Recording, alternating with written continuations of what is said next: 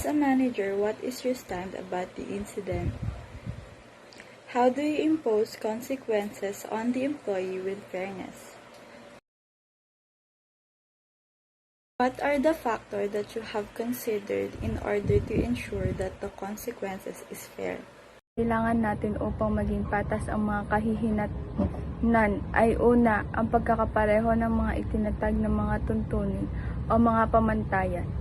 Ang pagmumuni ng bawat individual na nakagawa nito at ang transparency sa mga proseso na gumagawa ng kanilang mga desisyon.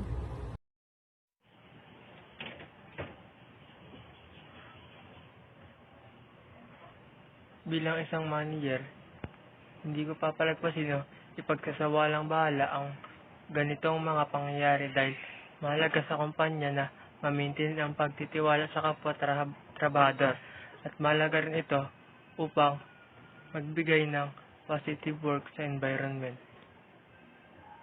Bilang isang manager, mahalaga na aminin ang pagkakamali ng empleyado at unawain ang kahalagahan ng tiwala sa trabaho. Bagaman walang ebidensya ng pagnanakaw, mahalaga pa rin na ipatupad ang tamang proseso at pananagutan. Maaaring magbigay ng pagsasanay sa seguridad ng opisina at pagpapakita ng malasakit sa trabaho bilang hakbang para sa pagbabalik ng tiwala.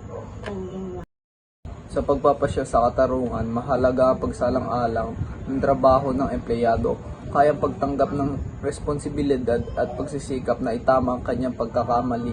Dapat din isalang-alang ang iba pang nakahandaan ng empleyado na magbago epekto sa moral ng koponan at matagalang kabutihan ng kumpanya.